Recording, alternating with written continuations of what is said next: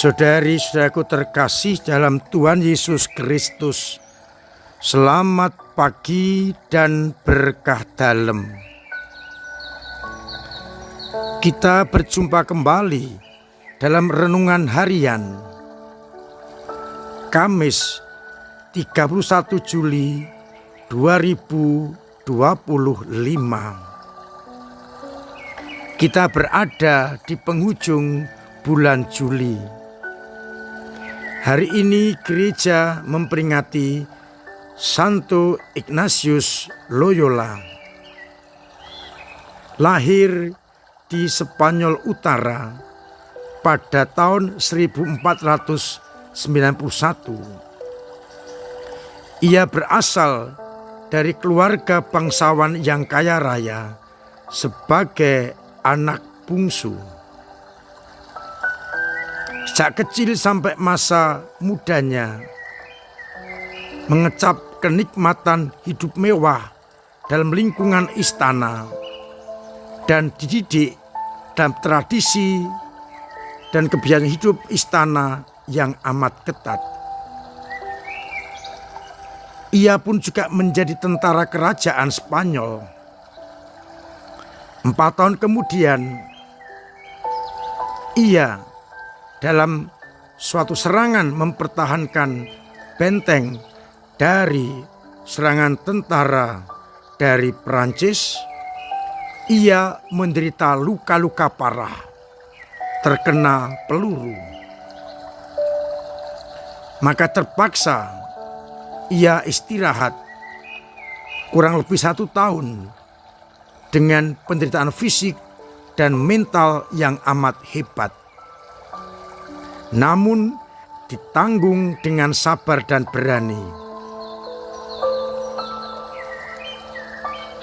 Pada masa itu, saat pemulihan, ia ingin terus mengubarkan semangat kepahlawanannya dengan ingin membaca buku-buku kepahlawanan. Namun rupa-rupanya saat itu tidak ada buku-buku lain selain hidup Kristus dan para pengikutnya, yakni orang-orang kudus. Maka dengan terpaksa ia membaca buku-buku itu. Dan disitulah Allah mengubah hidupnya dari tentara duniawi kepada tentara Kristus. Ia ingin mengubah hidupnya, tidak lagi menjadi tentara duniawi, tetapi menjadi pasukan Kristus yang menyebarkan ajaran Kristus kemana-mana. Kepribadiannya berubah secara total. Cara hidup duniawi ditinggalkan dan menjadi seorang rohaniwan yang sungguh melekat erat pada Tuhan Yesus Kristus dalam cinta kasih. Ia bertekad dan ingin melampaui pahlawan-pahlawan suci lainnya. Pada tahun 1522, ia pergi ke biara Benediktin di Montserrat, timur laut Spanyol. 3 hari ia di sana berdoa dengan tekun, memohon ampun atas semua dosa-dosanya pada masa yang silam. Semua miliknya diberikan kepada orang-orang miskin. Dan niatnya untuk mengabdi Tuhan dengan sesama ditunjukkan dengan meletakkan pedang kepahlawanannya di bawah kaki altar kapel biara itu tanggal 24 Maret pada malam hari. Setelah pagi harinya menerima Ekaristi dan menerima komuni kudus, Ia pergi ke sebuah gua dekat Montserrat. Di situ ia mengalami ketenangan, kedamaian, dan mendapatkan kelahiran baru. Meditasi dan doa-doanya sungguh memberikan kepadanya untuk memiliki hidup yang baru. Dia membuat latihan-latihan rohani dan makin relevan apa yang dibuatnya, yang dibukukan sampai hari ini.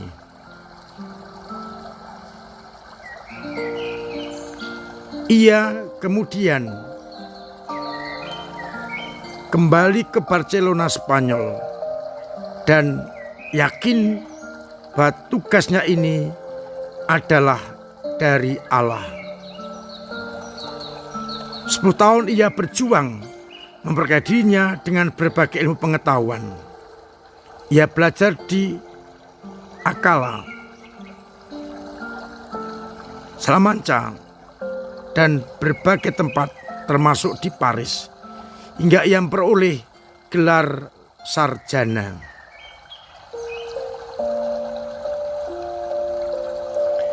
Semua pendidikannya menjadikan dia seorang yang berkepribadian matang, disiplin, serta berpengetahuan luas dan mendalam.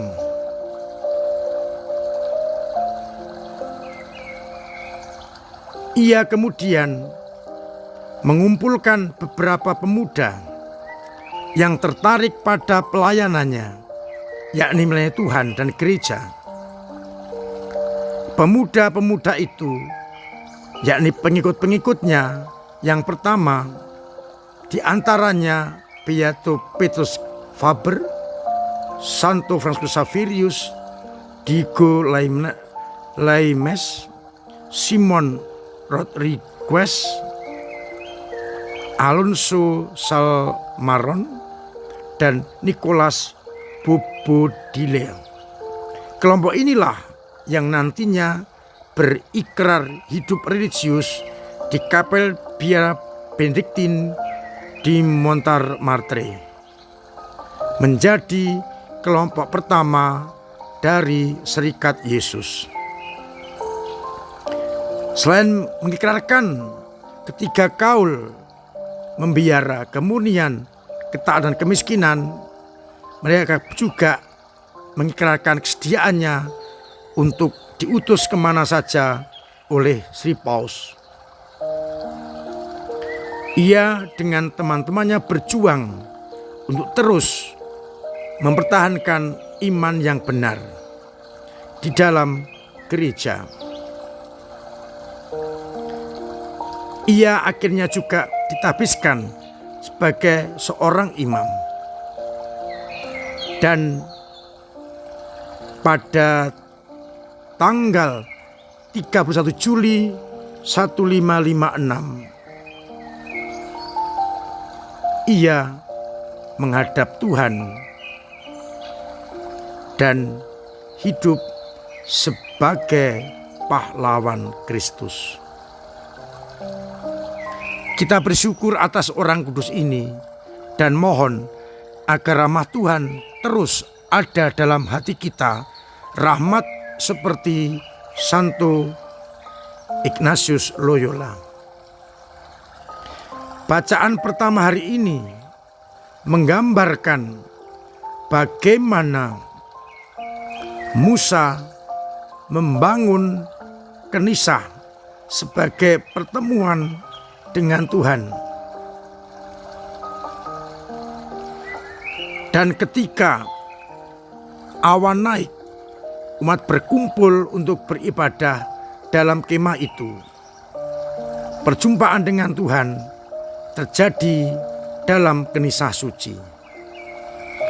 Pada Injil, Yesus mengajak kita untuk mendengarkan perumpamaan. Hal kerajaan surga itu seumpama pukat yang dilabuhkan ke laut dan mengumpulkan berbagai jenis ikan. Setelah ditarik ke darat, maka akan dipisahkan ikan-ikan yang jelek, yang busuk, dan ikan-ikan yang baik. Sebagai gambaran, pada akhir zaman, orang jahat akan dikumpulkan dan dimasukkan ke dalam api yang menyala-nyala. Sedangkan orang-orang benar akan dimasukkan ke dalam kerajaan surga. Saudara-saudaraku terkasih,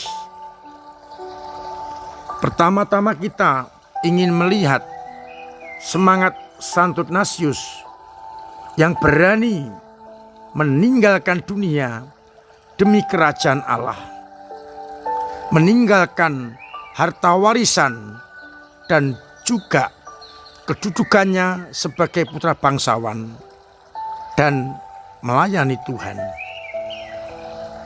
Ia mementingkan pelayanan rohani bagi orang-orang yang dipercayakan Tuhan kepadanya.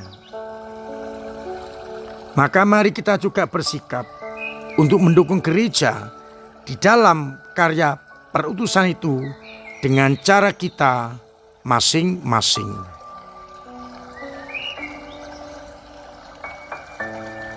Dari bacaan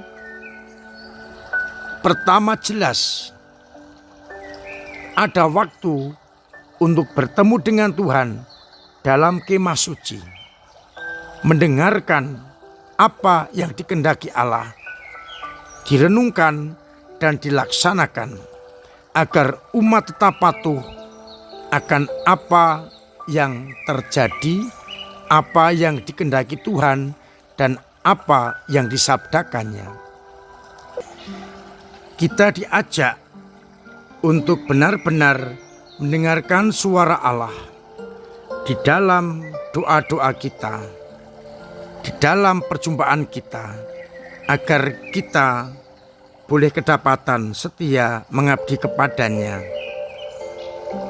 Gambaran pukat, gambaran akhir zaman yang memisahkan orang baik dan orang jahat, menjadikan refleksi kita. Apakah kita juga akan mampu untuk membuat hidup kita menjadi berkenan kepada Allah dan akan dipinggirkan menjadi ikan-ikan yang baik dan dimasukkan ke dalam kerajaan Allah. Harapannya kalau kita menjadi ikan yang baik, kita akan dikumpulkan dalam kerajaan surga. Maka mari bersama-sama kita mencoba untuk menghidupi itu, agar akhirnya kita semua boleh masuk dalam kerajaannya. Kita masih ingat bagaimana orang memisahkan kambing dan domba. Kambing akan disingkirkan masuk dalam api yang menyala karena tidak melakukan kehendak Allah. Sedangkan domba dimasukkan dalam kerajaan Allah karena melaksanakan kehendak Allah. Mudah-mudahan kita semakin dimampukan untuk seperti Ignatius Loyola, berani hidup di dalam kehendak Tuhan, menyingkirkan hal-hal duniawi. Kita bertemu dengan Tuhan dalam doa-doa kita, dan akhirnya terwujud di dalam hati dan hidup kita yang nyata. Hidup sebagai anak-anak Allah dan boleh dimasukkan dalam kerajaannya. Tuhan memberkati kita sekalian. Amin. Mari kita mohon berkat dan rahmat Tuhan.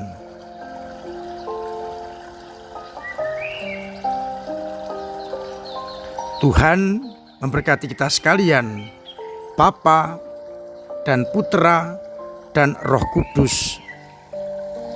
Amin.